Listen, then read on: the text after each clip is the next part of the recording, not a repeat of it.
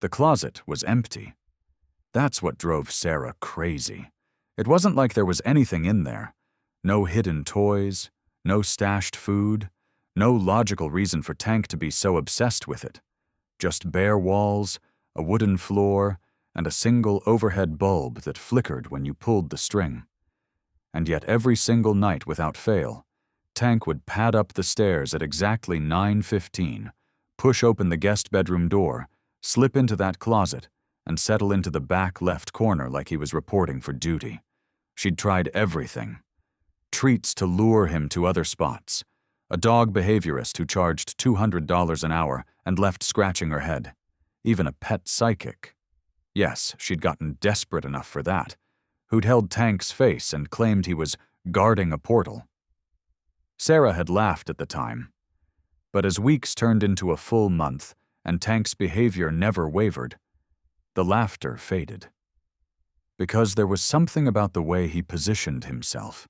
Not randomly sprawled like a sleeping dog, but deliberate, precise. His body angled toward one specific section of wall, his ears always forward, his eyes half open, watching. Mark thought she was reading too much into it. He's a rescue pit, honey. They're stubborn. This is probably the first place he's felt safe in years. Let him have it. But Sarah couldn't let it go. Because 3 nights ago, she'd woken at 2 a.m. to a sound. A low growl from upstairs. She'd crept up to the guest room and found Tank standing in the closet, staring at that same spot on the wall, hackles raised, teeth bared. Not at her. At something beyond. Something only he could sense. That was the night Sarah decided she was going to tear down that wall. Even if it meant finding nothing. Even if everyone thought she'd lost her mind. The decision wasn't made lightly. Sarah had spent the better part of the morning staring at that closet, weighing her options. On one hand, she had a perfectly functional guest room. On the other hand, she had a dog whose behavior suggested he knew something she didn't.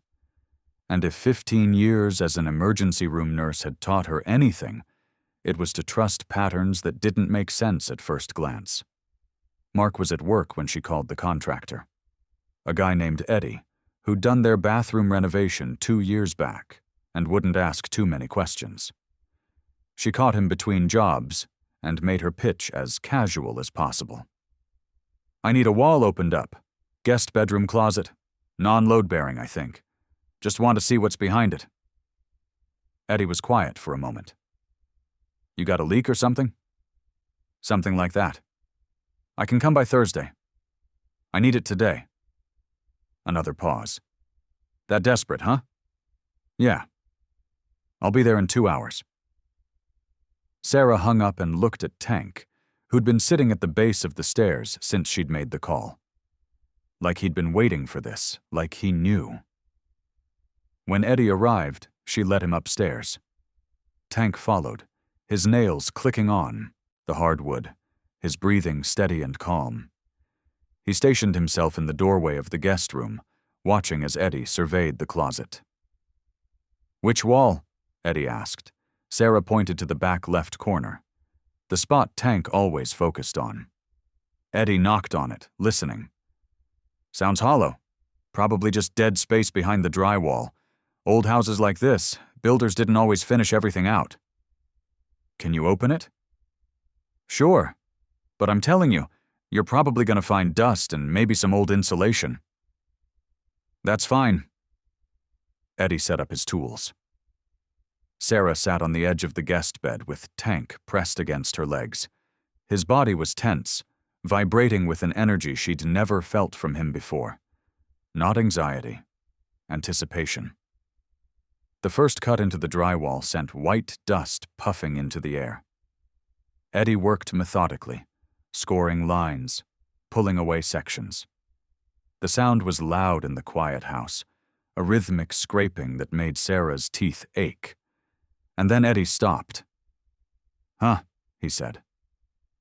Sarah stood. What? Eddie pulled away a larger section of drywall, revealing a gap behind it. Not just empty space, A deliberate gap, about 2 feet deep, running the width of the closet. And it wasn't empty.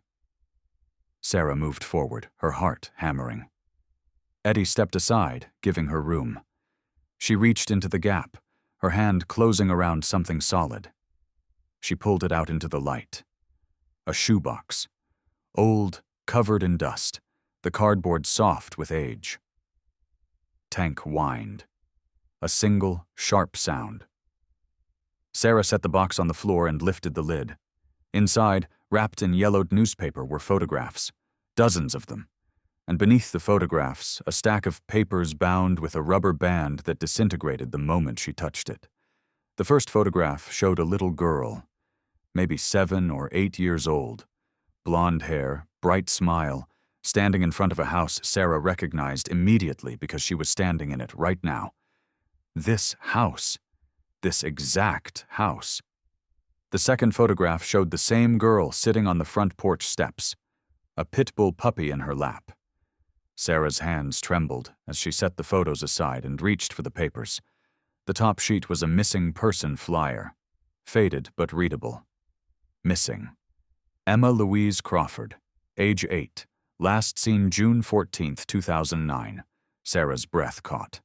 2009, 15 years ago. She kept reading. The flyer listed this address. This house. Emma had gone missing from her own home, vanished sometime between her mother putting her to bed and her father checking on her the next morning. No signs of forced entry, no witnesses, no leads. The case had gone cold within months. Eddie cleared his throat behind her. You okay? Sarah couldn't answer.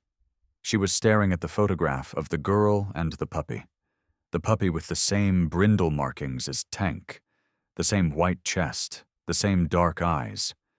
It wasn't possible. Dogs didn't live 15 years on the streets, especially not pit bulls with no resources, no shelter, no one to care for them. But Tank was sitting right there, staring at the shoebox like it was the most important thing in the world. Sarah picked up the next sheet of paper. It was a letter. Handwritten, the ink faded but still legible. Her eyes scanned the first line. If you're reading this, then someone finally looked. The letter wasn't signed, but the date at the top read June 13th, 2009, the day before Emma disappeared. Sarah read the entire letter twice, then she read it again. By the time she finished, her hands were shaking so badly she had to set it down. Eddie was watching her. What does it say? It's a confession, Sarah whispered. From Emma's father. The letter explained everything. The gambling debts, the loan sharks, the ultimatum. Pay up or lose something more valuable than money. Emma's father had written it the night before his daughter vanished. A desperate attempt to explain what he was about to do.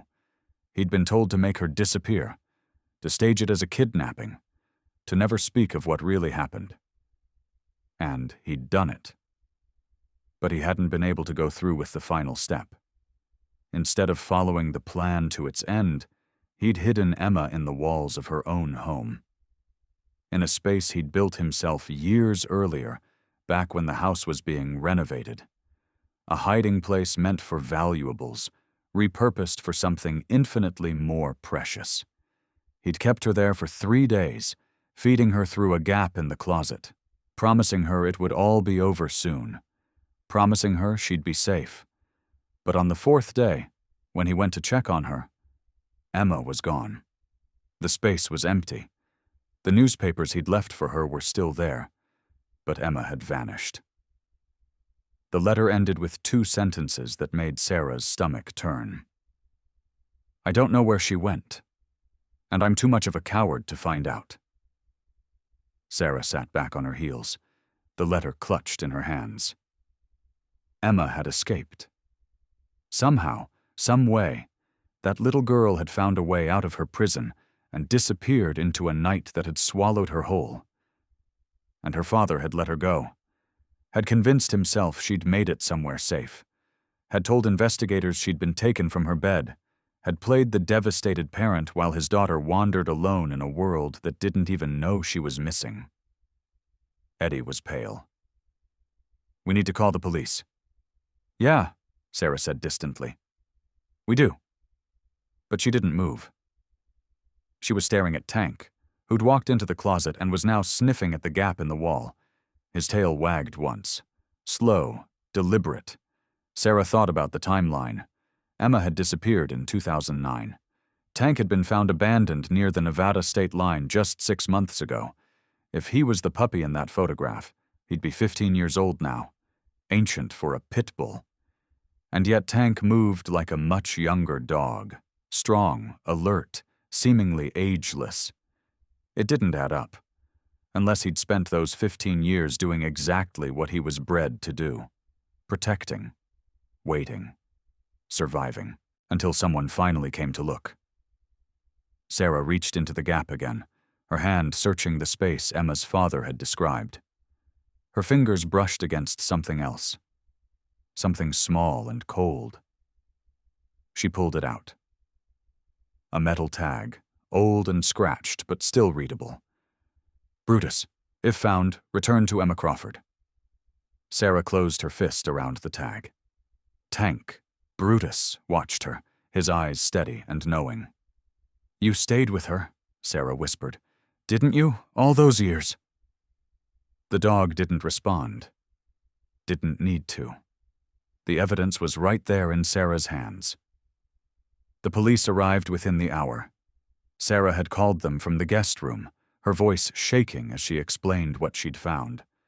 They sent 2 detectives, both of whom Sarah recognized from news coverage years ago. Detective Maria Torres and Detective John Brennan, the faces of the Emma Crawford case.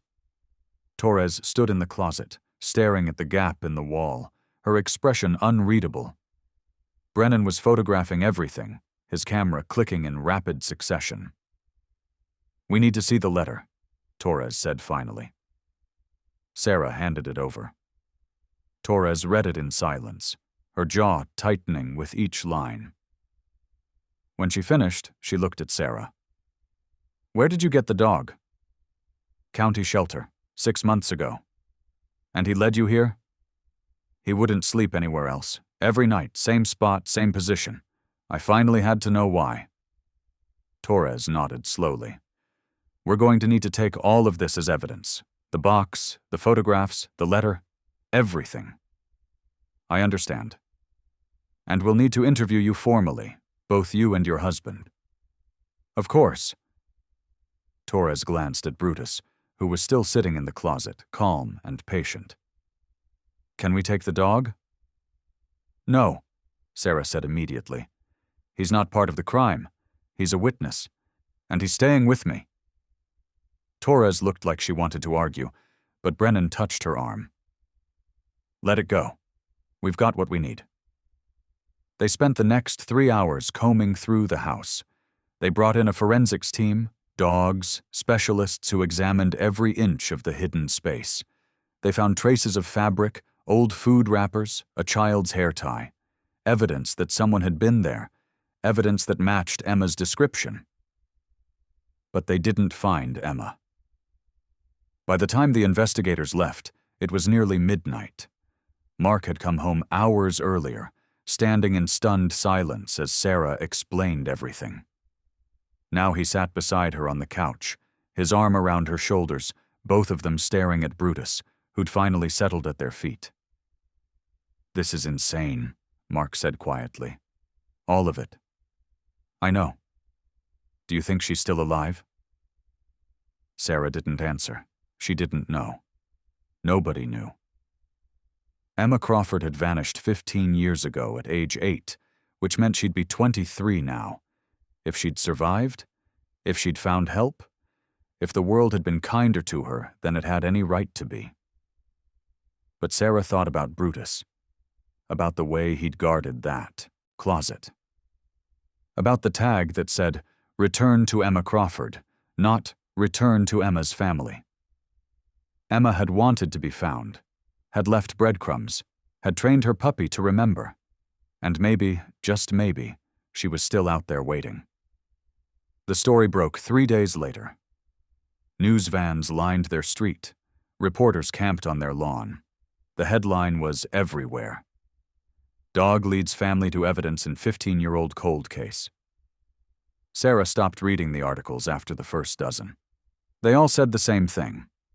Miracle dog. Incredible instinct. Another example of why we don't deserve animals. But they missed the point.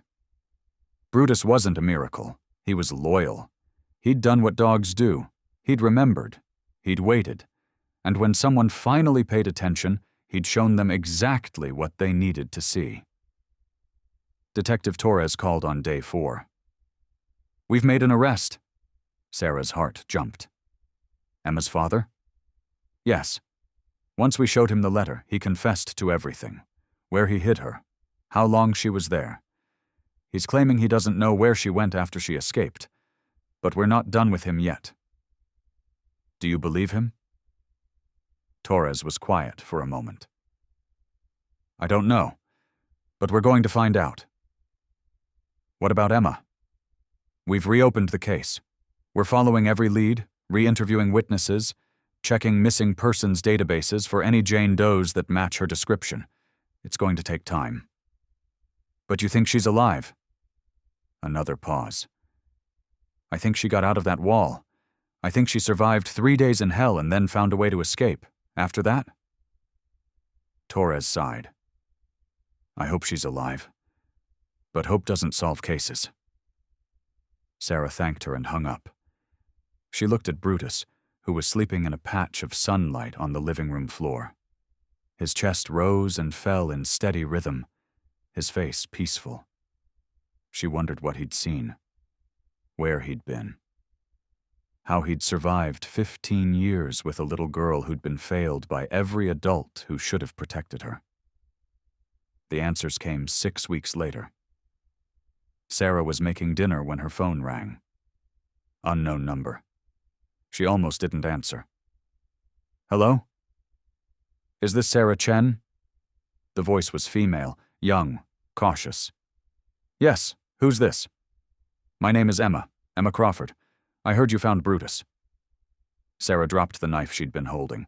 It clattered against the counter, loud in the sudden silence of the kitchen. "Emma," she breathed.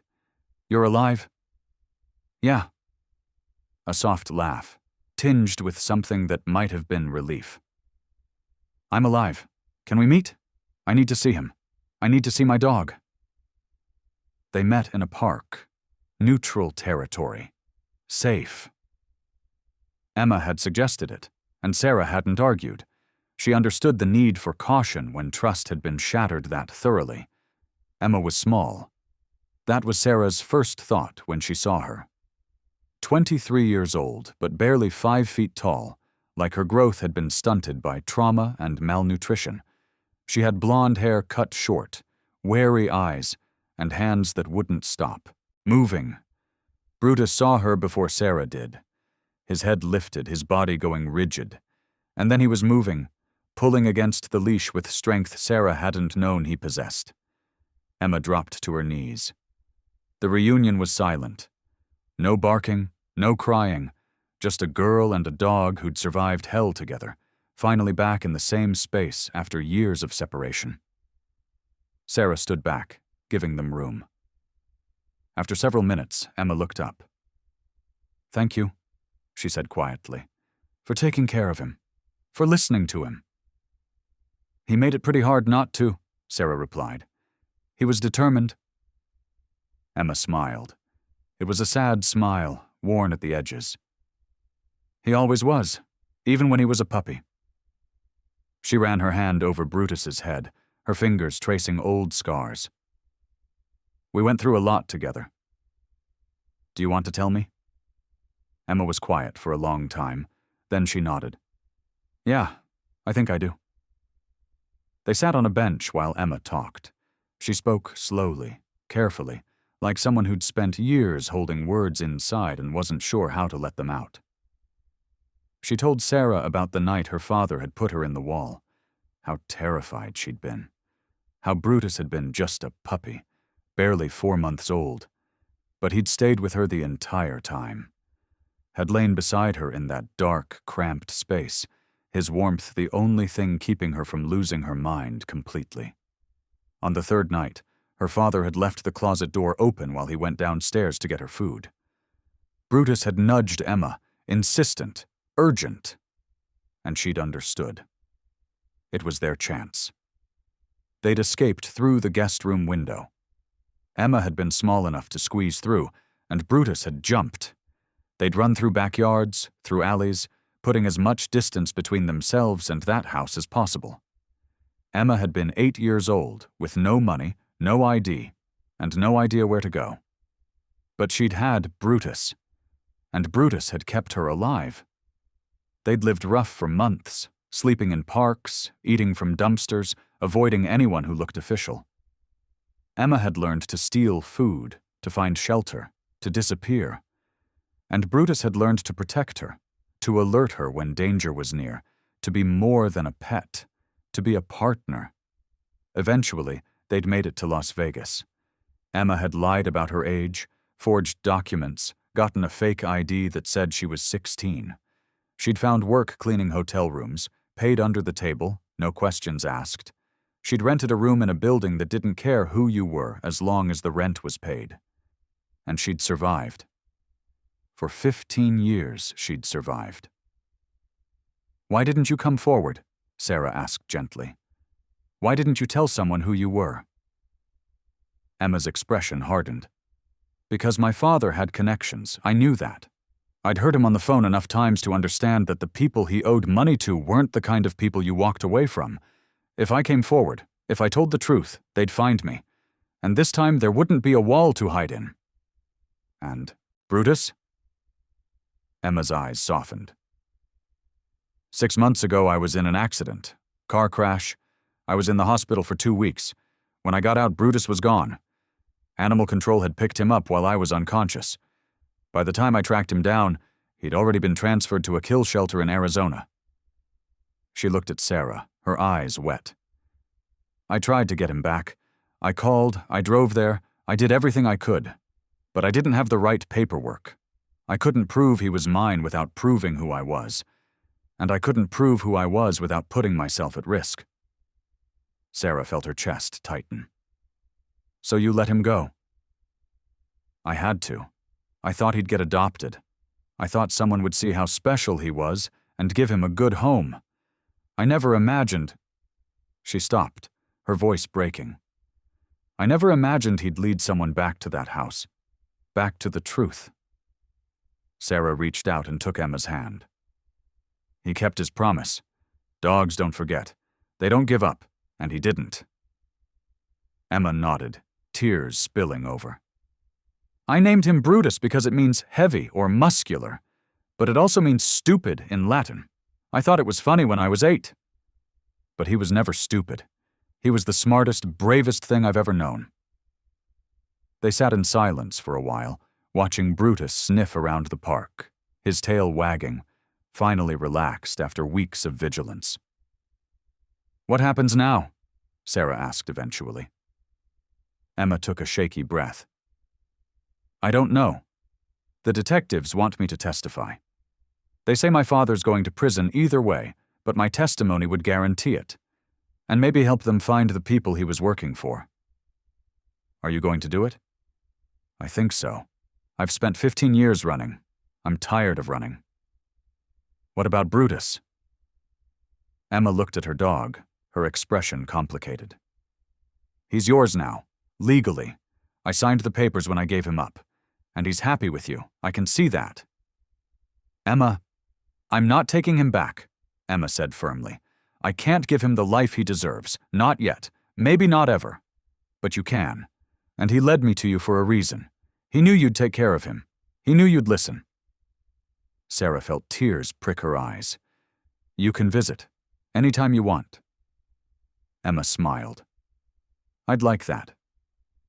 They exchanged phone numbers, made plans to meet again the following week. And when Emma stood to leave, she knelt one more time beside Brutus, wrapping her arms around his neck. "Thank you," she whispered into his fur. Thank you for everything. Thank you for remembering. Thank you for waiting. Thank you for being braver than any of us deserved. Brutus licked her face once. Gentle. Deliberate. Then Emma stood and walked away, her hands in her pockets, her shoulders straight. Sarah watched her go. This young woman who'd survived the unsurvivable, and felt a swell of admiration so strong it hurt. Brutus watched, too. He didn't whine or pull toward Emma. He simply sat at Sarah's feet and observed until Emma disappeared around a corner. Then he looked up at Sarah, his dark eyes calm and sure. The message was clear. My job here is done. She's safe now. The trial happened 4 months later. Emma testified, her voice steady as she recounted every detail of her captivity, her escape, her years in hiding. Her father sat in the defendant's chair and wept, but Emma didn't look at him. Not once. The jury deliberated for less than an hour. Guilty on all counts. Emma's father was sentenced to 25 years in prison. The loan sharks he'd been working for were still under investigation, but the district attorney was confident they'd be brought to justice. Emma called Sarah the night of the sentencing. "It's over," she said simply. "It's finally over." "How do you feel?" "Free." Emma laughed, and it sounded lighter than before. "I feel free." "What are you going to do now?" "I'm going back to school. I want to study social work. I want to help kids who fall through the cracks like I did." "That's amazing." "Yeah." A pause. "Can I come see Brutus this weekend?" "Of course. He'll be thrilled." Emma started visiting regularly after that. Once a week at first, then twice. She'd sit in Sarah's living room with Brutus at her feet and talk about her classes, her plans, the life she was finally building without fear. Sarah watched her transform, watched the wariness fade from her eyes, replaced by something that looked like hope. And Brutus watched too. Content. Peaceful. His purpose fulfilled. 2 years later, Emma graduated with honors. She got a job with a nonprofit that specialized in finding missing children, using her own experience to help families navigate the impossible. She rented an apartment big enough for a dog. She came to Sarah's house on a Saturday afternoon, her hands shaking slightly as she knocked on the door. Sarah opened it, already knowing why Emma was there. "I'm ready," Emma said simply. "I'm ready to take him home." Sarah felt her throat tighten. She'd known this day would come, had prepared for it, but it still hurt more than she'd expected. "Okay," she managed. "Come in." Brutus was asleep on the couch. He lifted his head when Emma entered, his tail starting to wag before his eyes were even fully open. Emma sat beside him, her hand running through his fur. "Hey, boy, want to come home with me? For real this time?" Brutus's tail wagged harder. Sarah packed his things, his bed, his toys, his food. Emma loaded them into her car while Sarah said her goodbyes. She knelt beside Brutus, her hands cupping his face. "You're a good dog," she whispered. "The best dog. Thank you for trusting me. Thank you for showing me what was hidden. Thank you for being exactly what she needed." Brutus licked her cheek. Then Emma called his name, and he trotted to her car without looking back. Because he understood. This was where he was supposed to be. This was the ending he'd been waiting for.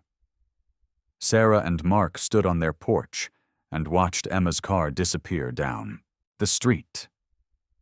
Sarah was crying, and Mark had his arm around her. "We did a good thing," Mark said quietly. "Yeah," Sarah replied. "We did."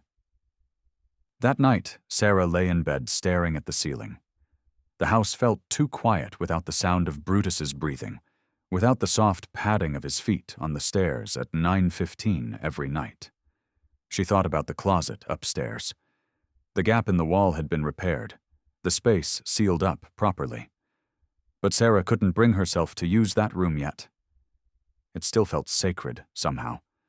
Like a memorial to a little girl who'd survived, and a dog who'd never forgotten. Her phone buzzed. A text from Emma. "He's home. He's happy. Thank you for everything." And then a photo. Emma and Brutus on a couch. Both of them smiling.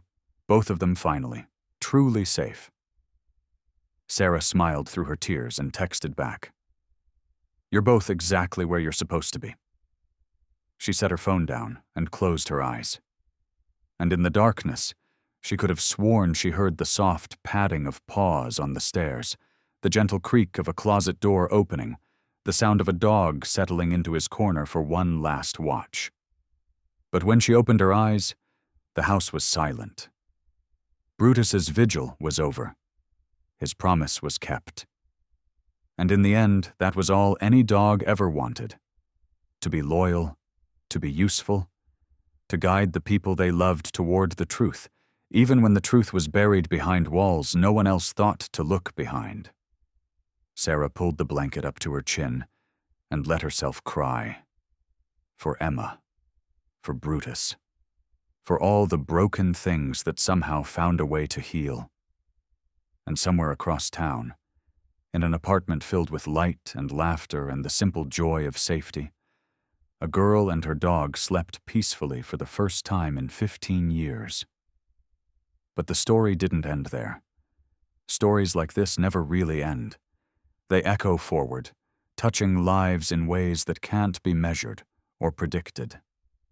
3 months after Emma took Brutus home, Sarah received another call, this time from Detective Torres. "We found 2 more, Torres said without preamble. 2 more children who were hidden by their parents and reported missing. 1 in Oregon, 1 in New Mexico. Both cases connected to the same loan shark operation that Emma's father was involved with." Sarah's hand tightened on the phone. "Are they alive?" "One is. The other—" Torres paused. "The other wasn't as lucky as Emma. But we wouldn't have known to look without your discovery, without that dog refusing to let the truth stay buried." The news hit Sarah harder than she'd expected. She sat down heavily on the couch, the weight of it all pressing down on her chest. 1 child saved. 1 child found too late. And how many more were still hidden, still waiting, still hoping someone would notice the patterns that didn't make sense? Torres continued, her voice softer now. "The FBI has opened a task force. They're calling it Operation Hidden Voices. They're training K9 units specifically to detect concealed spaces in homes. And Emma has agreed to consult, to help them understand what to look for." Emma's involved? She insisted. Said if her experience could help even 1 kid avoid what she went through, it would be worth it. After Torres hung up, Sarah sat in the quiet house for a long time. Mark found her there an hour later, staring at nothing, her mind turning over everything that had happened. "You okay?" he asked, sitting beside her. "I don't know. I keep thinking about all the nights I almost gave up. All the times I almost just let Tank sleep in that closet without questioning it. What if I had?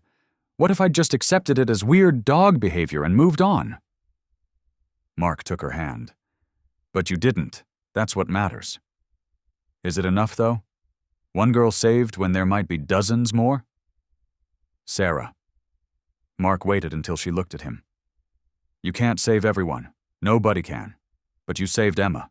And Emma is saving others. That's how it works. 1 person pays attention. 1 person takes action. And the ripples spread outward." Sarah wanted to believe him. And maybe, in time, she would. But for now, all she could think about was the little girl in New Mexico who hadn't made it. Who'd been hidden in a wall just like Emma, but whose dog hadn't been smart enough, or lucky enough, or stubborn enough to remember. The next day, Sarah did something she'd been avoiding. She drove to the cemetery where Emma's mother was buried. Elizabeth Crawford had died 3 years after Emma's disappearance, her heart giving out from what everyone had called a broken spirit. She'd never stopped looking for her daughter, never stopped believing Emma was alive somewhere, waiting to be found. Sarah stood at the grave, holding flowers she'd bought from the grocery store, and spoke to a woman she'd never met. "She's alive," Sarah said quietly. "Your daughter is alive, and she's strong, stronger than anyone had a right to expect. I thought you should know. I thought you deserved to know." The wind rustled through the trees. A bird called from somewhere nearby, and Sarah allowed herself to believe that somewhere, somehow, Elizabeth Crawford heard her. On the drive home, Sarah's phone rang. Emma. "Hey," Emma said, her voice bright. "I have news. Good news for once. I could use some good news. The Oregon girl they found. Her name is Sophie. She's 12, and she's asking if she can meet Brutus." Sarah felt her throat tighten. "Meet Brutus?" "Yeah. She heard about him on the news. Heard how he led you to me, and she wants to meet the dog who saved someone like her." Emma paused. "I know it's a lot to ask, but I think it might help her, seeing that there's hope, that survival is possible." "When?" "This weekend? We could drive up. Make it a day trip. Sophie's foster family is really supportive. They think it might be good for her." "Of course," Sarah said immediately.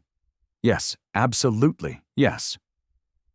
That Saturday, Sarah and Mark's house filled with people and purpose. Sophie arrived with her foster parents, a quiet girl with haunted eyes and hands that wouldn't stop fidgeting. Emma came with Brutus, who seemed to understand immediately that this was important. Brutus walked straight to Sophie and sat at her feet, not demanding attention, not imposing, just present, just there. Sophie knelt down slowly, her hand reached out, trembling, and touched Brutus's head. He leaned into her palm, his eyes half closing, his entire body language radiating patience and safety. "He's soft," Sophie whispered. It was the first thing she'd said since arriving.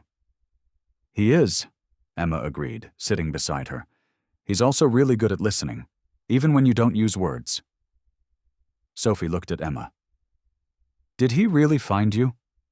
"Yeah.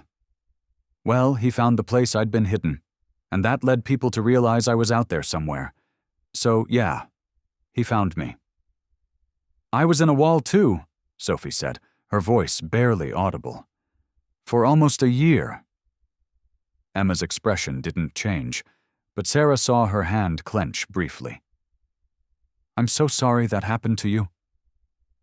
"Do you still have nightmares?" Emma considered this carefully. "Sometimes, but they're getting less. And when I wake up scared, Brutus is there. He reminds me that I'm not in that place anymore, that I'm safe now." Sophie was quiet for a long moment, her hand still resting on Brutus's head. Then she asked, "Does it get better? The scared feeling?" "Yeah," Emma said softly. "It does.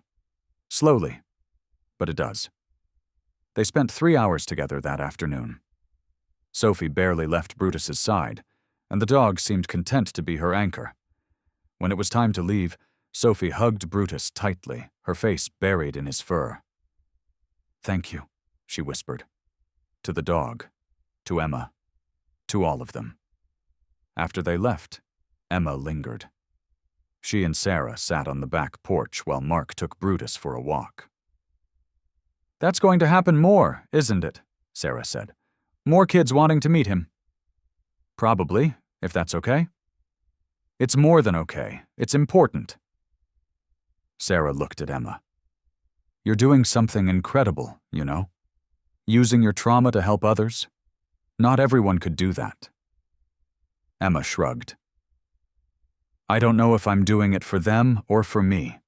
Every kid I help, every story I hear where someone makes it out, it makes my own survival feel less random, less like luck and more like purpose.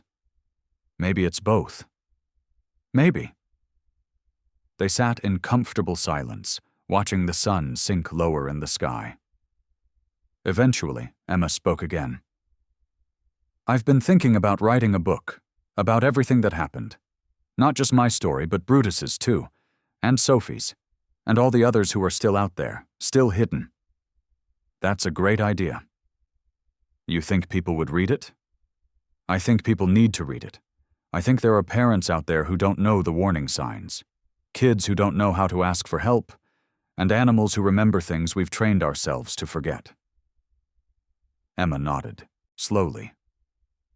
I want to call it The Dog Who Remembered, because that's what he did. When everyone else forgot, when everyone else gave up, he remembered, and he waited for someone to finally pay attention. Sarah felt tears prick her eyes. That's perfect. The book took Emma 2 years to write. She worked on it between her shifts at the nonprofit, between therapy sessions and consultations with law enforcement. She interviewed families, survivors, investigators. She built a comprehensive picture of a problem most people didn't know existed. And through it all, Brutus was there, sitting at her feet while she typed, resting his head on her lap during the hard parts, reminding her why the story mattered. The book published on the 5-year anniversary of Sarah's discovery. It became an instant bestseller. News outlets picked it up, talk shows called, podcasts wanted interviews. But Emma kept her focus narrow. She only accepted interviews that would reach parents, teachers, social workers, people who could actually make a difference. People who might notice a child in distress or a dog behaving strangely and think twice before dismissing it. The book's impact was immediate and measurable. Within 6 months, 3 more children were found alive. All because someone had read Emma's story, recognized the patterns, and thought to look behind walls that seemed solid. One of those children was found in Ohio. A 7-year-old boy named Marcus, who'd been hidden by his mother's boyfriend in a crawl space beneath the house. The family dog, a terrier mix, had refused to leave the basement. Had barked at a specific section of floor until the new tenants, who'd read Emma's book, decided to investigate. Emma flew to Ohio to meet Marcus and his dog. Sarah saw the photos Emma posted. A small boy with big eyes, clutching a scruffy terrier, both of them looking at the camera with expressions that mixed trauma with hope. The caption Emma wrote stayed with Sarah for a long time. This is what happens when we listen, when we pay attention, when we trust that animals know things we've forgotten to see. As the years passed, the story continued to unfold in unexpected ways. Detective Torres retired and started a foundation dedicated to training dogs for recovery work. Sophie, the 12-year-old girl who'd met Brutus, grew up to become a veterinarian specializing in therapy animals. The FBI task force Emma had helped establish found 47 children in hidden spaces across the country. 47 children who might have died if one dog hadn't refused to forget where he came from. Sarah and Mark stayed in touch with Emma, watching from a distance as she built a life that would have seemed impossible that day in the park. Emma got married, adopted 2 more dogs, opened a sanctuary for animals who'd been abandoned or abused, calling it Brutus's place. And Brutus himself grew older, slower, gentler. His muzzle turned white. His steps became careful. But his eyes remained sharp, alert, always watching. On a quiet Tuesday morning in early spring, Sarah received a call she'd been dreading. Emma's voice was thick with tears. "He's gone," Emma said simply. "Brutus died in his sleep last night." Sarah felt her world tilt.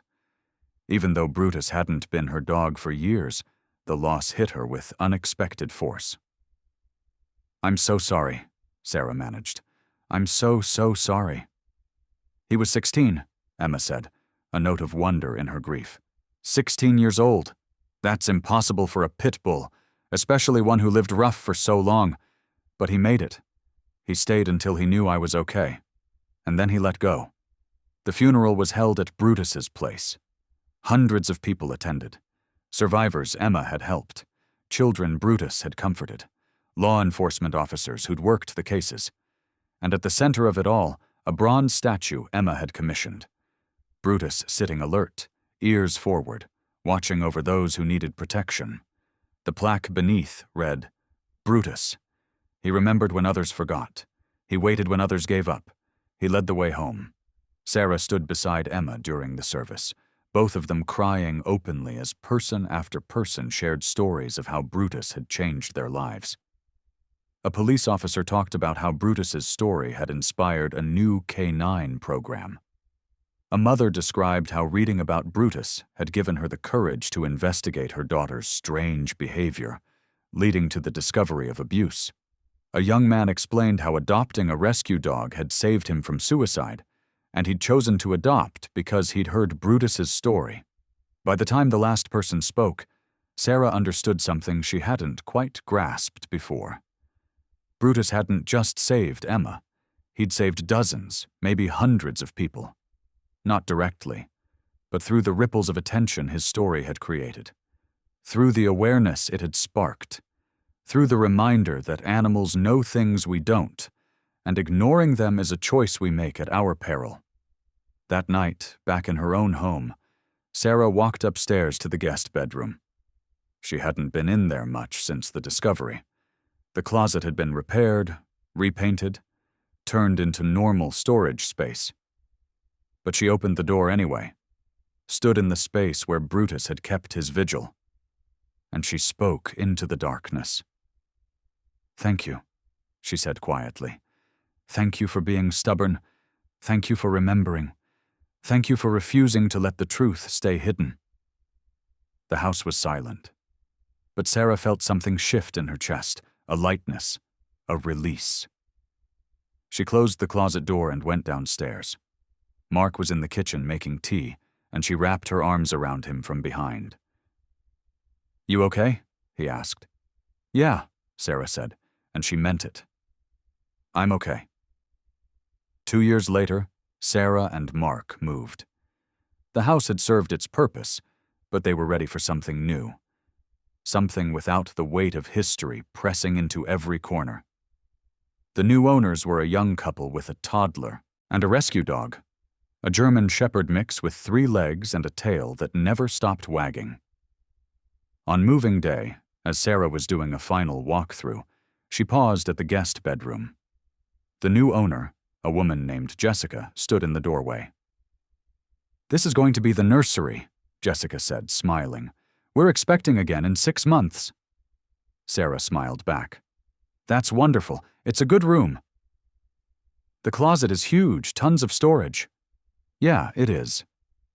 Sarah almost left it at that, almost walked away without saying anything. But something made her pause. "Can I tell you something?" Sarah asked. "About this room?" Jessica's expression turned curious. "Sure." So Sarah told her. Not everything, just enough. About Brutus, about the wall, about what paying attention can reveal. When she finished, Jessica was quiet for a long moment. Then she looked at her dog, who'd wandered into the room and was sniffing around the closet with mild interest. "I'll remember that," Jessica said finally. "If Ranger ever acts strange about something, I'll pay attention." That's all any of us can do. Sarah left the house for the last time, feeling lighter than she had in years. She'd done what she could. She'd listened when it mattered. And the story would continue without her, carried forward by others who'd learned the same lesson. 5 years later, Sarah was in a bookstore when she saw it. A new children's book on the display table. The cover showed a cartoon dog sitting in a closet, alert and watchful. The title, The Dog Who Knew. She picked it up, flipping through the pages. It was Emma's story, simplified for young readers. The text was gentle but honest, teaching kids about resilience, about trusting their instincts, about the importance of speaking up when something feels wrong. Sarah bought 5 copies, 1 for herself, 4 for friends with children. At the register, the cashier smiled. "That's a popular one. We can barely keep it in stock. Based on a true story, you know." "I know." Sarah said softly. I was there. The cashier's eyes widened. Wait, are you the woman who found— Yeah, Sarah interrupted gently. That was me. That's incredible. That dog changed so many lives. He really did. Sarah carried the books to her car, her heart full. She thought about Brutus, gone now for 7 years, but still making an impact, still teaching, still protecting. That was the thing about dogs. They didn't need to live forever to leave a permanent mark. They just needed to be themselves, loyal, persistent, unshakably certain that the people they loved deserved to be saved. And sometimes, being themselves was enough to change everything. Sarah drove home through streets bathed in late afternoon sunlight. The world looked the same as it always had, but she knew better now. Knew that beneath the surface of normal life, there were secrets hidden in walls. Children waiting to be found. Animals trying desperately to show humans what they couldn't see. And if you paid attention, if you trusted that patterns meant something, if you refused to dismiss the things that didn't make sense, you might just save a life. Or maybe even your own. That night, Sarah sat on her porch with a cup of tea and one of the children's books. She read it cover to cover, smiling at the simplified version of events she'd lived through. The book ended with a single line that made her throat tight. And so the dog who remembered taught everyone who'd forgotten, love doesn't give up, not ever. Sarah closed the book and looked up at the stars. Somewhere out there, other dogs were keeping vigil, other children were waiting. Other truths were hidden behind walls people had learned not to question. But now there were more people paying attention. More people who knew to listen. More people who understood that sometimes the most important thing you can do is refuse to accept what everyone else thinks is normal. Brutus had started that. One stubborn, scarred pitbull who wouldn't sleep anywhere but a closet, who wouldn't give up, who wouldn't let the truth stay buried. And that, Sarah thought, was as close to immortality as any dog could get. The nightmares didn't come, the fear didn't return. There was only rest and warmth and the steady rhythm of a heartbeat that had never stopped believing in tomorrow. That was the gift Brutus had given. Not just revelation, not just truth, but the unwavering certainty that even in the darkest places, even in walls built to hide and harm, love remembers, love waits, and love eventually leads us home. But to understand how profound Brutus's gift truly was, you have to go back. Back to the beginning. Back to before Sarah found that hidden space. Back to the weeks when Tank, Brutus, was still just a strange dog with an inexplicable obsession. Because the real story isn't just about what was found behind the wall.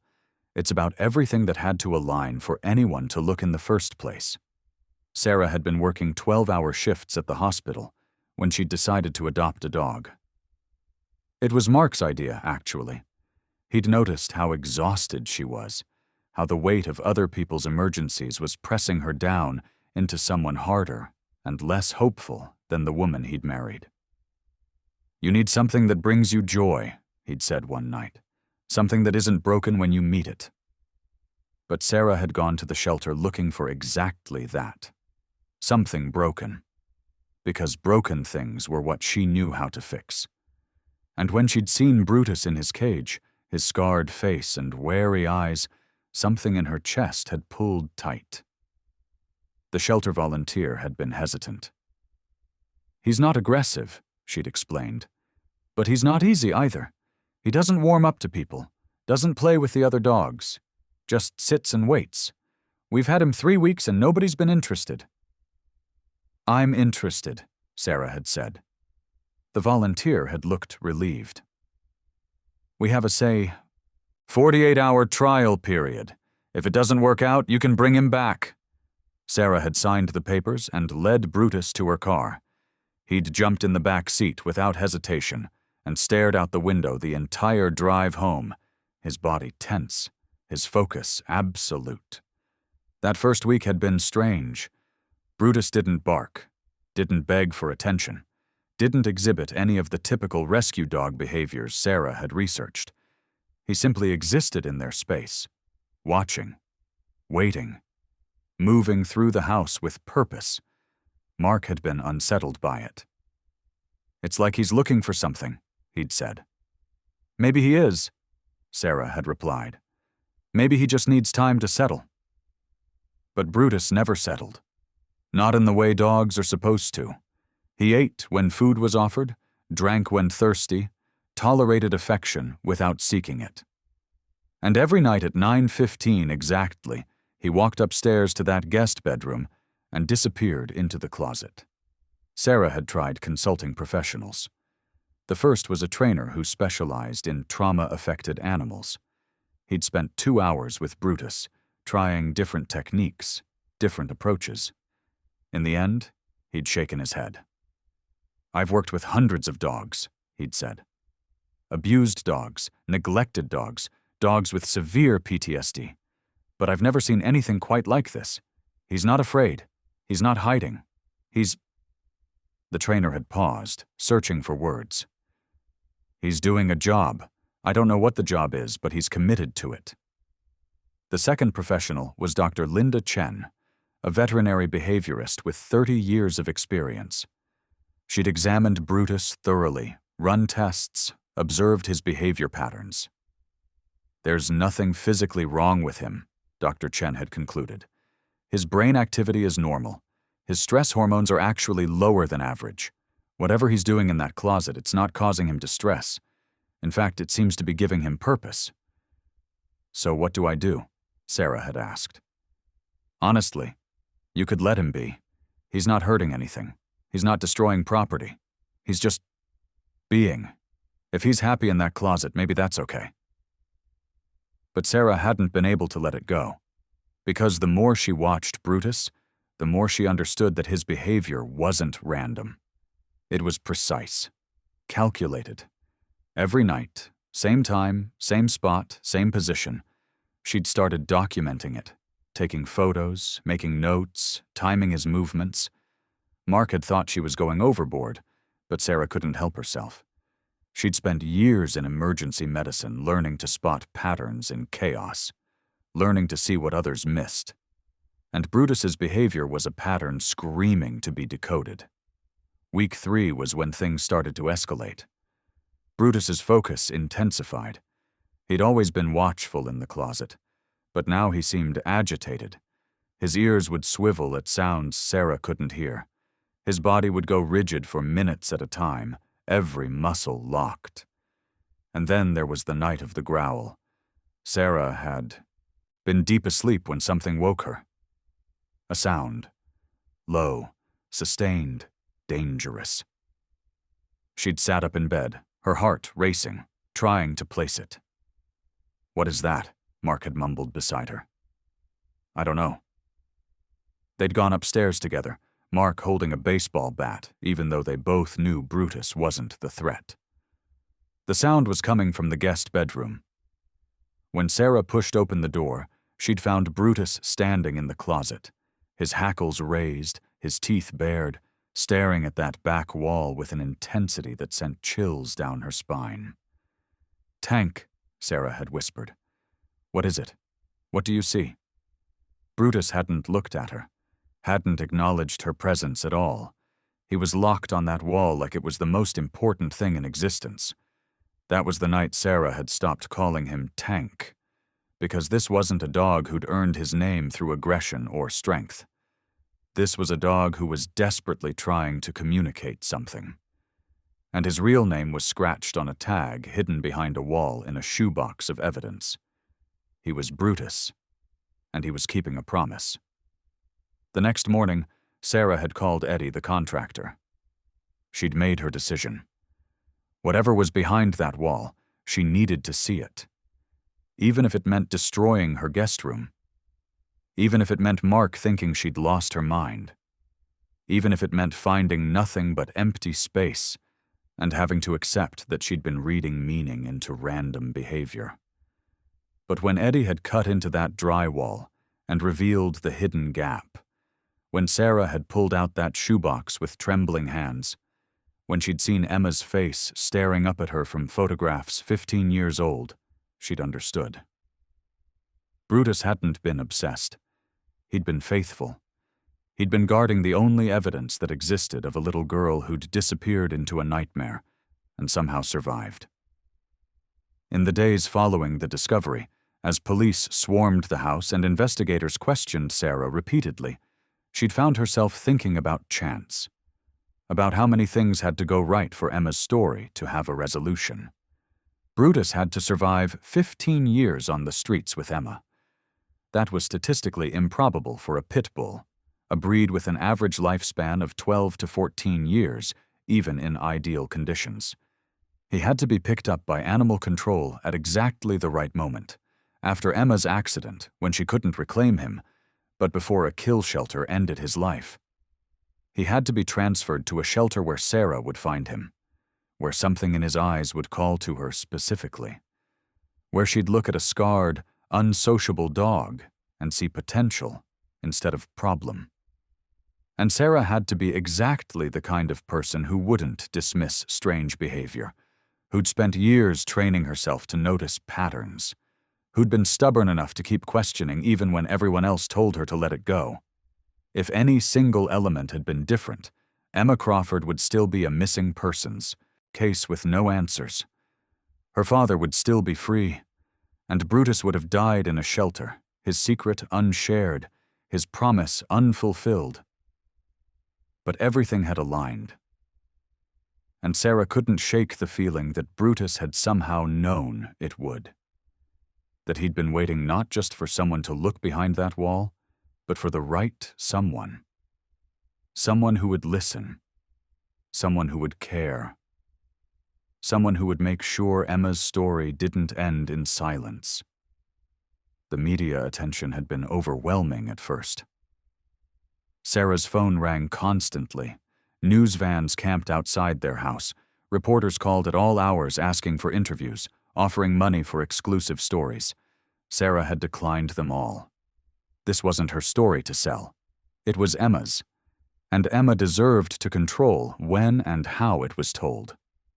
But one interview request had been different. A producer from a podcast called Voices of the Forgotten had reached out not to Sarah, but to Detective Torres.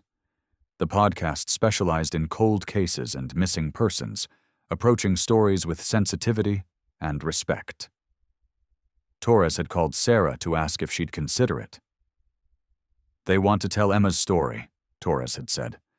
"But they want to do it right, with Emma's permission and involvement. They're offering to donate their entire advertising revenue from the episode to organizations that help trafficked children." Sarah had thought about it for a day before agreeing. And when the podcast episode aired 3 months later, she'd listened to the entire 2-hour special with Mark beside her. The episode had been extraordinary. They'd interviewed Emma, who'd spoken with raw honesty about her captivity, her escape, her years in hiding. They'd talked to Sarah about Brutus's behavior and the decision to tear down the wall. They'd brought in experts on child trafficking, animal behavior, and the psychology of trauma. But the most powerful moment had come at the end, when Emma had spoken directly to other survivors. "If you're listening to this and you're still hiding," Emma had said, her voice steady despite the emotion beneath it, "I want you to know something. You're not broken beyond repair. You're not ruined. You're not worthless. I thought I was all those things. For years, I believed the world was safer without me in it. But I was wrong. You're wrong too. Come forward. Tell your story. Let someone help you. Because you deserve to be more than just a missing poster. You deserve to be found." The episode had gone viral. Within a week, it had been downloaded over 2 million times. And in the month that followed, 3 more survivors had come forward. 3 more people who'd been hidden, hurt, and convinced they were better off staying lost. Sarah had received a handwritten letter from one of them. A woman named Rachel, who'd been 12 when her stepfather had locked her in a basement for 4 years. She'd escaped at 16 and lived on the streets for another decade, too terrified to trust anyone enough to tell the truth. Emma's story gave me courage, Rachel had written, but it was the dog that made me believe. Because if a dog could remember for 15 years, if a dog could wait that long to tell the truth, then maybe I could too. Thank you for listening to him. Thank you for not giving up. Sarah had cried reading that letter, had understood in a new way just how far the ripples of attention could spread. Brutus hadn't just saved Emma. He'd given permission to everyone who'd ever been silenced to speak again. As months turned to years, Sarah watched Emma transform. The wary, fragile woman who'd approached her in that park became someone stronger, someone who'd taken her trauma and forged it into purpose. Emma's nonprofit work had started small. She'd volunteered at a local shelter for displaced youth, offering guidance and support. But her calm presence and deep understanding of what it meant to survive the unsurvivable had made her invaluable. Within a year, she'd been hired full-time. Within 2 years, she was running programs. And by year 3, she'd started consulting with law enforcement agencies across the country, teaching them how to spot the signs of hidden abuse. Emma had developed a training program she called Listening Beyond Words. It taught officers, social workers, and teachers to recognize behavioral patterns in children that might indicate concealment or trafficking. But it also taught them to pay attention to animals. Dogs don't lie, Emma would say in her presentations. They don't have agendas. They don't protect reputations. If a dog is obsessed with a specific location, if they refuse to leave a particular spot, if their behavior seems inexplicable, pay attention. They might be trying to show you something you can't see. The program had been adopted by police departments in 17 states. And it was working. Children were being found, families were being reunited, and dogs were finally being recognized as the guardians they'd always been. Sarah had attended one of Emma's presentations once. She'd sat in the back of a conference room filled with skeptical law enforcement officers and watched Emma command their attention with quiet authority. Emma had shown photos of Brutus in the closet, had explained his behavior pattern in clinical detail, had walked them through the decision tree that led to the wall being opened. This could have been dismissed, Emma had said. This should have been dismissed, according to conventional wisdom.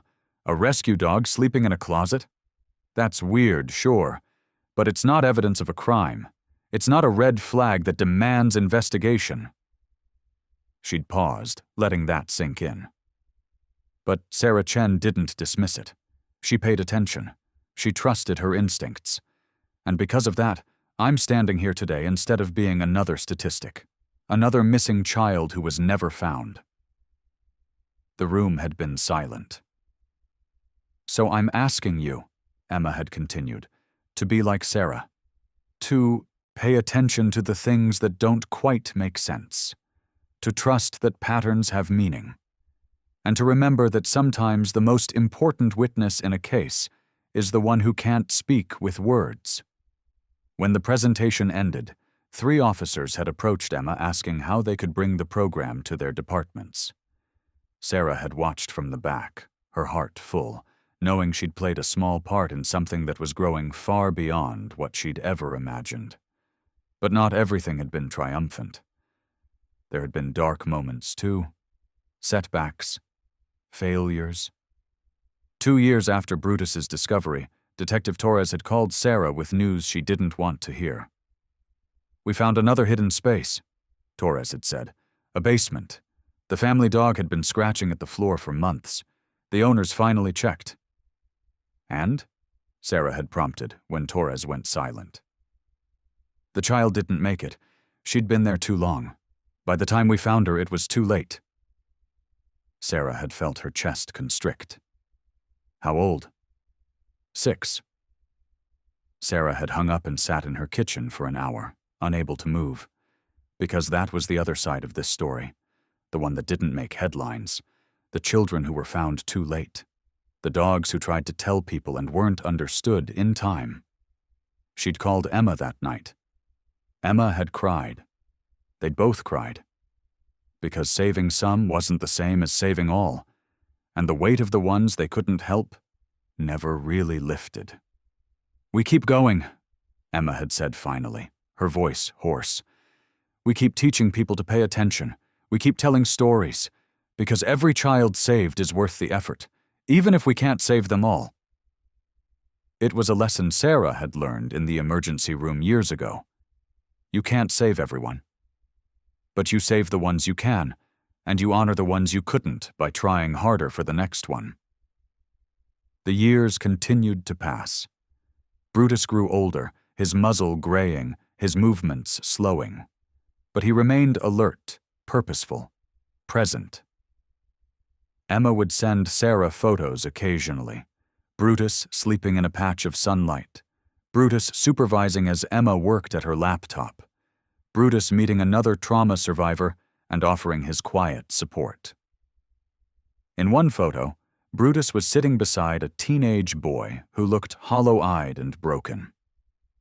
Emma's caption had read, "David was hidden in an attic for 3 years. He's been out for 6 months but still can't sleep in a bed. Brutus sat with him for 2 hours today without moving. Sometimes that's all healing needs. Someone who'll just stay." Sarah had printed that photo and kept it on her desk, a reminder that trauma didn't end when physical captivity did, that recovery was long and non-linear, and that sometimes the best thing you could offer someone was simply the promise to not leave. When Emma had called to tell her Brutus had died, Sarah had felt a grief disproportionate to the time she'd actually spent with the dog. But she understood why. Brutus represented something larger than himself. He represented the possibility that broken things could become whole, that loyalty could transcend circumstances, that memory could survive even when everything else was stripped away. At Brutus's memorial, Sarah had spoken.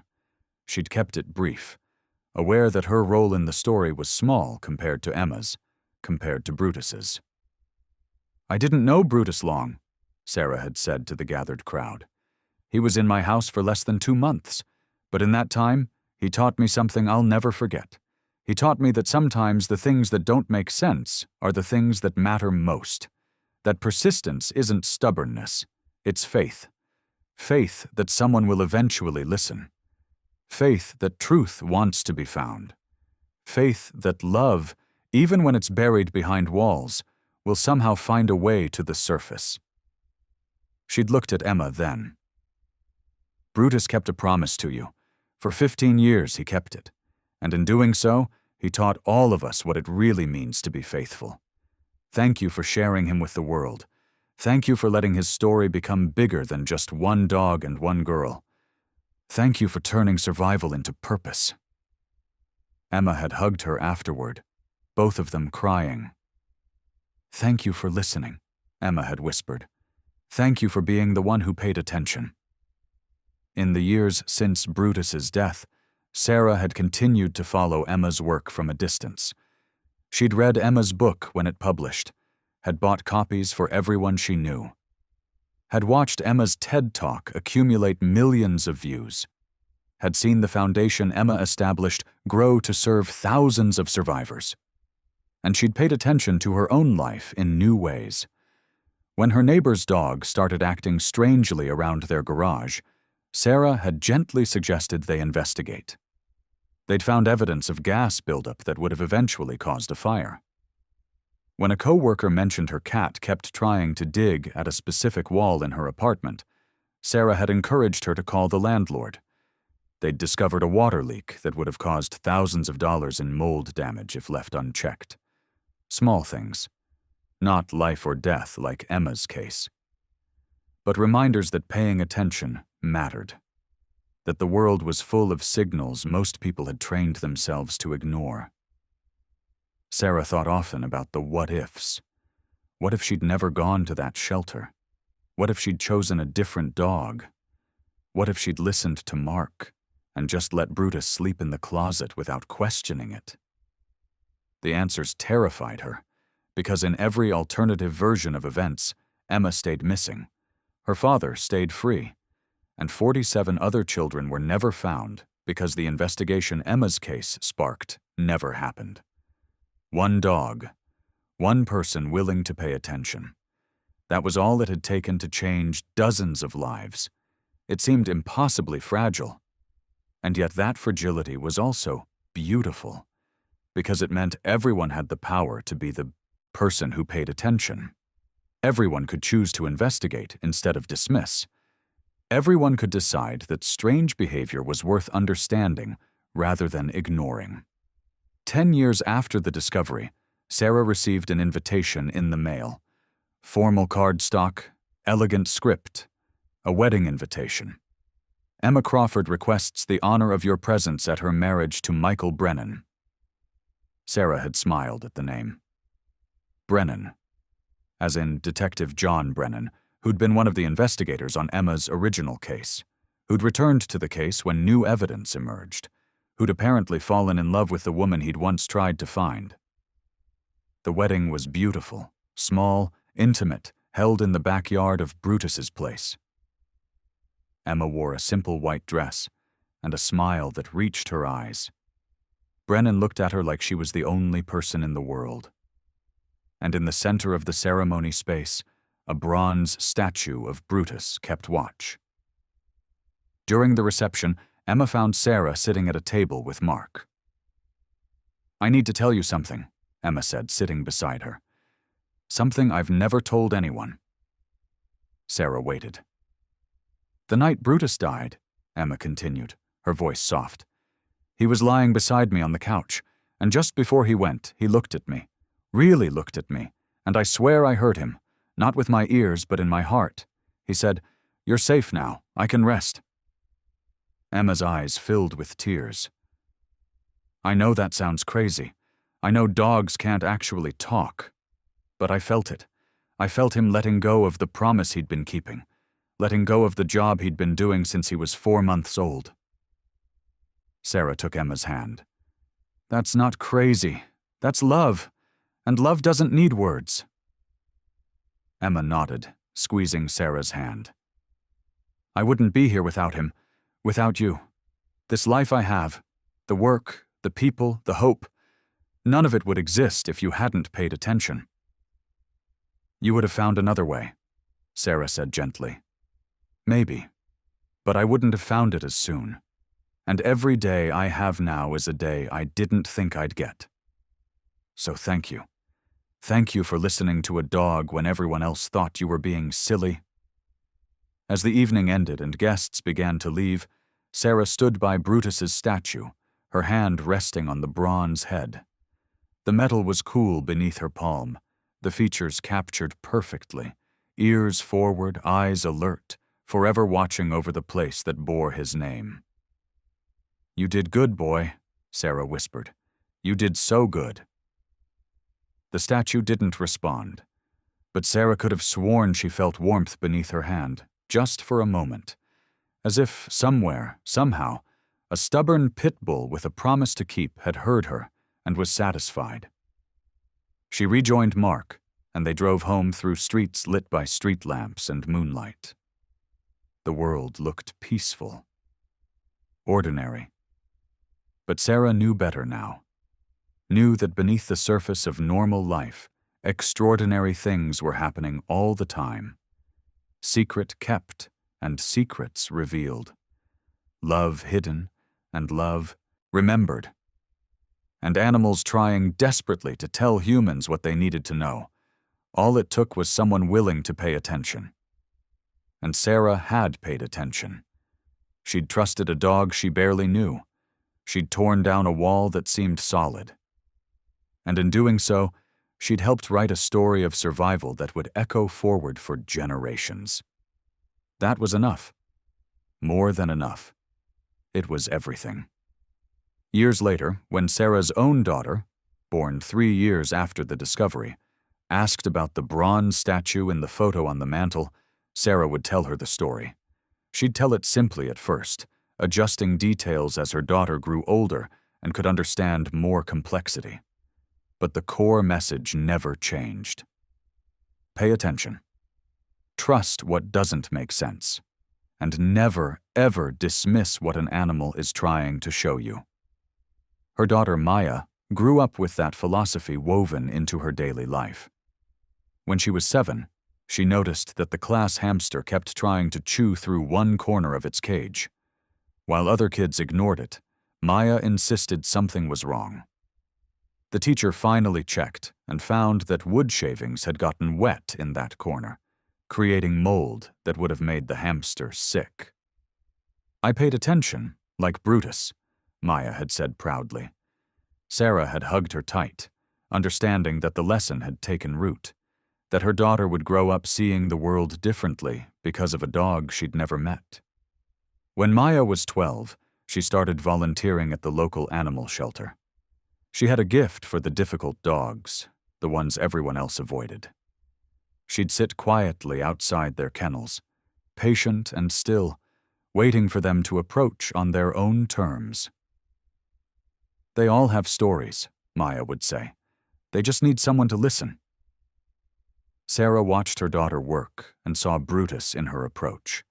That same patience, that same certainty that every animal's behavior meant something, that same refusal to give up on the ones everyone else had written off. One Saturday, Maya came home excited. "Mom, there's this dog at the shelter, a pitbull mix. He's been there for 6 months and nobody wants him. But I sat with him today and he has this thing he does. He keeps pawing at the drain in the corner of his kennel, over and over, like he's trying to tell someone something." Sarah felt her heart clench. "What did the shelter staff say?" "They said he's just being weird, that he's probably got some trauma thing." "But Mom..." Maya's eyes were bright with certainty. "What if it's like Brutus? What if he's trying to show them something?" Sarah drove to the shelter that afternoon. The dog was a brindle pit bull with one ear that flopped and scars across his muzzle. He was lying in the back of his kennel, defeated, until he saw Maya. Then he stood and walked to the front, tail wagging slowly. And when Maya knelt down, he immediately walked to the drain and started pawing at it, deliberate, insistent. Sarah called the shelter director over. "How long has he been doing this?" "Since he arrived. We've checked the drain multiple times. There's nothing there." "Have you checked under the drain? In the pipes?" The director frowned. "No, why would we?" "Because that dog is trying to tell you something. And I've learned not to dismiss what dogs are trying to say." It took 2 days to get a plumber out to the shelter. When he removed the drain cover and used a camera to look into the pipes, his expression changed. "There's something lodged about 3 feet down," he said. "Something wrapped in plastic." They had to cut into the concrete floor to access it, and when they pulled out the plastic-wrapped package, it was heavier than expected. Inside was a metal box, and inside the box were items reported stolen in a robbery 15 years ago. Jewelry, documents, cash.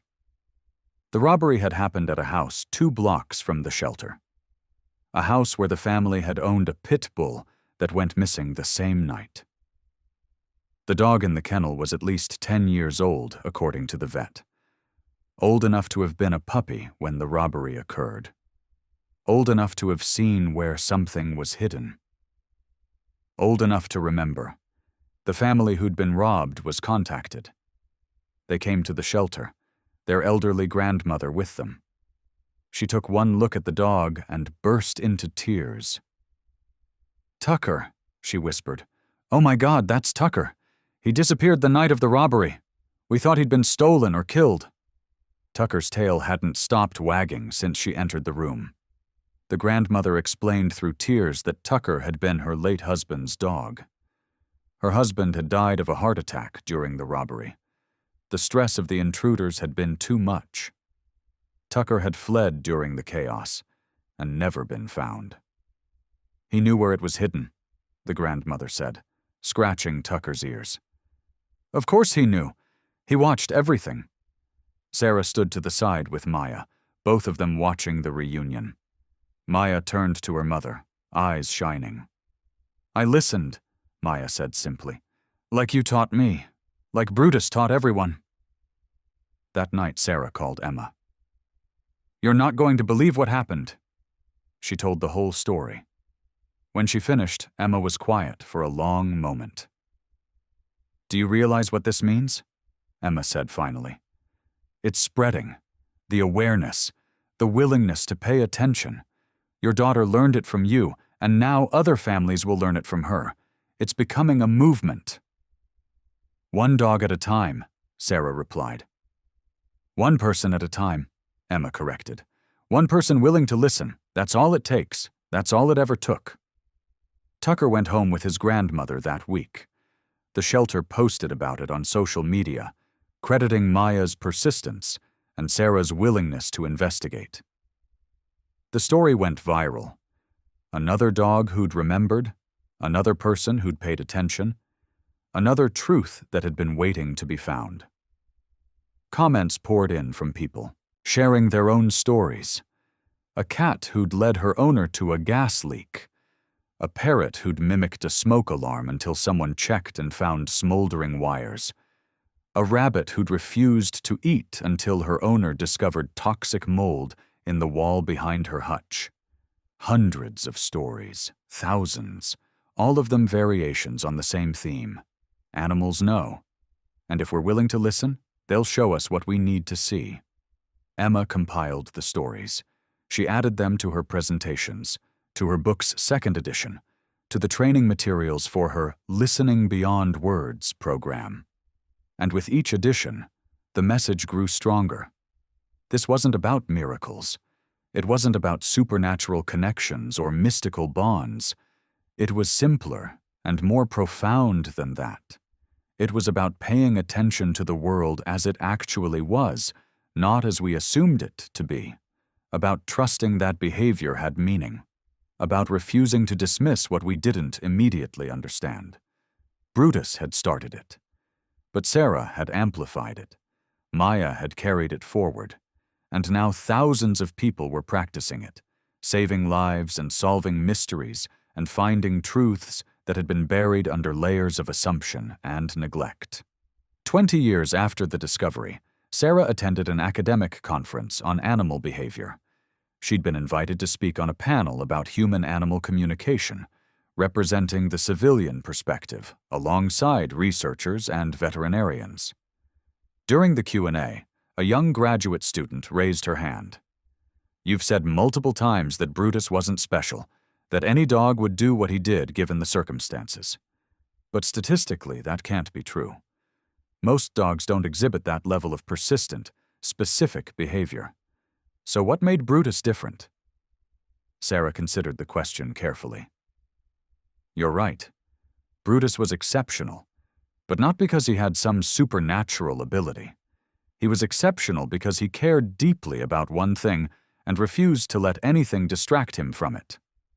Most dogs care about many things: their owners, their food, their territory, their toys. Brutus cared about one thing: keeping Emma safe, even after they were separated, even after years apart, even when keeping that promise meant sleeping on a hard floor in a stranger's closet every single night. She paused, looking out at the audience. The question isn't what made Brutus special. The question is, what makes the rest of us stop paying attention? What trains us to dismiss persistence as stubbornness? What teaches us to ignore behavior that doesn't fit our expectations? Because the truth is, animals are trying to communicate with us all the time.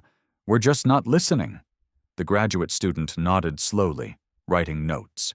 After the panel, a woman in her 30s approached Sarah. She was crying. Thank you, the woman said. Thank you for telling that story, for keeping it alive. Are you a survivor? Sarah asked gently. No, but my sister was. She was found because of your story. Because a social worker had read Emma's book and recognized the signs. My sister was being hidden by our own mother, kept in a storage shed for 3 years. The social worker noticed our dog kept trying to get into the shed. She thought of Emma. She investigated. She saved my sister's life. The woman pulled out her phone and showed Sarah a photo. A young woman in her 20s, smiling at the camera, a golden retriever beside her. "That's her now," the woman said. "That's the dog who wouldn't stop trying to get to her. His name is Buddy. We tell everyone he's a hero. But the real hero was you, for paying attention to Brutus, for starting the chain reaction that eventually reached us." Sarah hugged this stranger, both of them crying in the hallway of an academic building, bound together by the invisible thread of attention and action that connected Brutus to Buddy, to a sister saved from darkness. "Pass it on," Sarah whispered. "Pay attention, and teach others to do the same." "I will," the woman promised. "I swear I will." That night, Sarah video called Emma.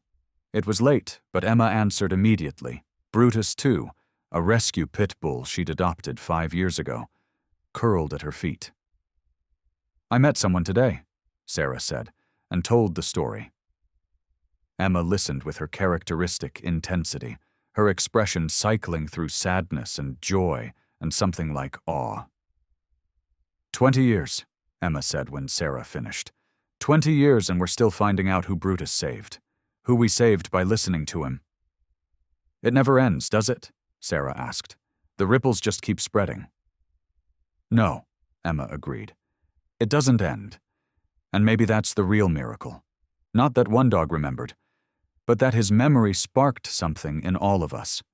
A reminder that we're surrounded by truth if we're willing to look for it. That animals are teachers if we're willing to learn. That salvation comes in the smallest moments of attention." They talked for another hour, sharing stories and updates. Emma's nonprofit had expanded internationally. Maya was studying veterinary medicine with a focus on behavioral science. Brutus II was being trained as a therapy dog for trauma survivors. The work continued. The attention continued. And somewhere in the world, another dog was trying to tell someone something important. Another person was deciding whether to listen or dismiss. Another life was balanced on the edge of discovery. Would they pay attention? Would they investigate? Would they trust that behavior meant something? Sarah couldn't know. None of them could. But they could keep telling stories, keep teaching, keep demonstrating that listening mattered. And maybe, just maybe, the next person facing a dog who wouldn't stop pawing at a wall would remember Brutus, would remember Emma, would remember that sometimes the most important thing you can do is pay attention to what doesn't make sense. Because that's where truth lives. In the gaps between expectation and reality. In the behavior that seems strange until you understand it. In the persistent voice of a creature who can't speak with words but is screaming with every action. "Look here. This matters. Don't turn away." Brutus had been that voice. For Emma first. Then for Sarah. Then for thousands of others who'd heard his story and learned to listen better. And his voice hadn't faded with his death. If anything, it had grown louder. Because now it wasn't just one dog in one closet. It was the collective memory of every animal who'd tried to communicate something important and finally been heard. That was immortality, not in statues or stories, though those mattered too. But in the changed behavior of millions of people who now paused when animals acted strangely, who investigated instead of dismissed, who trusted that there was meaning in persistence. Brutus had taught the world to pay attention, and the world, slowly but surely, was learning. Sarah ended the call with Emma and sat in the darkness of her living room. The house was quiet. Mark was asleep upstairs. Maya was away at college, and Sarah was alone with her thoughts and the ghost of a dog she'd known for barely 2 months, but who'd changed the entire trajectory of her life.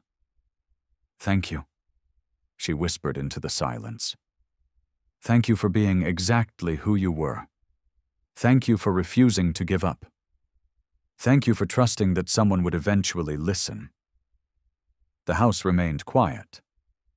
But Sarah felt at peace, because she'd listened, she'd paid attention, and in doing so, she'd helped save not just one life, but dozens, maybe hundreds when you counted all the downstream effects. One dog, one closet, one decision to investigate instead of dismiss. That was all it had taken to change everything. And somewhere, in whatever place dogs go when their work is done and their promises are kept, Brutus rested. His vigil was over. His message had been received, and his legacy would echo forward for generations, teaching anyone willing to learn that love remembers, even when everything else forgets. The nightmares didn't come. The fear didn't return. There was only rest and warmth and the steady rhythm of a heartbeat that had never stopped believing in tomorrow. That was the gift Brutus had given. Not just revelation, not just truth, but the unwavering certainty that even in the darkest places, even in walls built to hide and harm, love remembers. Love waits. And love, eventually, leads us home.